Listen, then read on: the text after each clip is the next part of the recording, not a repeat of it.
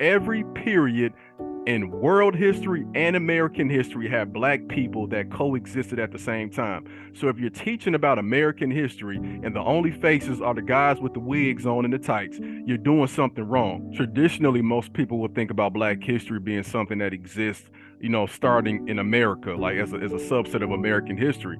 And of course, if you're going to start with, with this creation with Black History Week with Carter G. Woodson, and then when it became Black History Month in the 1970s, that's what most people would think about.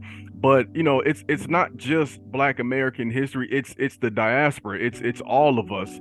So if we're talking about the history of humanity, we have to talk about how the creation of different races comes from us living in colder climates. So when I'm talking about Black history, I'm not just excluding other folks. It talks about how everything comes from us. So like John Henry Clark says that if you start your history with slavery, the only thing you can become is a better slave. It's a history of us persevering through difficult times. Yes, that's one perspective, that's one standpoint, but it's also the history of us being scientists, being artists, of course, also being royalty, being artisans, being people who created these great things and just tried to figure out as best we could our place within this universe, honestly. Because if you think about what we did prior to enslavement, we weren't fighting racism.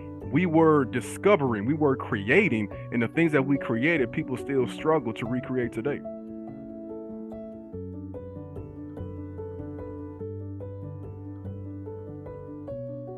I decided to take a Black History course because I felt I always wanted to learn more about myself.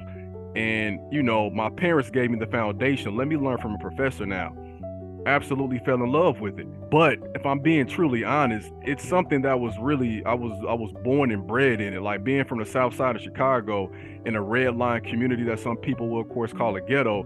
I grew up in a house in which it was, to me, it was like a Black History museum. My mother was an educator who taught on the south side of Chicago. She was a middle school teacher, taught math and taught social studies. When I went to my house, I saw posters of Black royalty everywhere.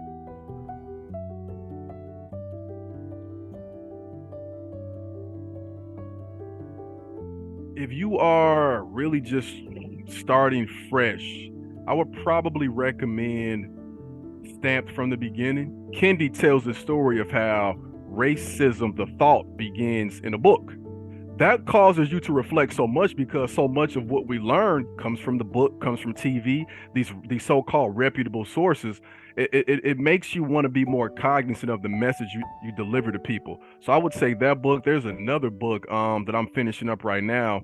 It's called 400 Souls, and I Mhm. believe it's based on the 1619 project. But what I love so much about that book is it takes you through each period from 1619 to the present day, but it breaks down these smaller topics and they have a different author and writer in each one. And I think it gives you a unique voice. There are things I learned in that I never knew about. I Yeah. think those two would give you a good start. And a shameless plug, my book, Black History Saved My Life, I think is very unique from the standpoint of I'm teaching Black history through the lens of my own personal experience. Mhm. And I think nowadays, one of the best ways to connect with our kids is not just to give them a bunch of facts, but to let them know that this journey they're going through is not unique and it connects in some form or fashion to everything from the past that we've experienced.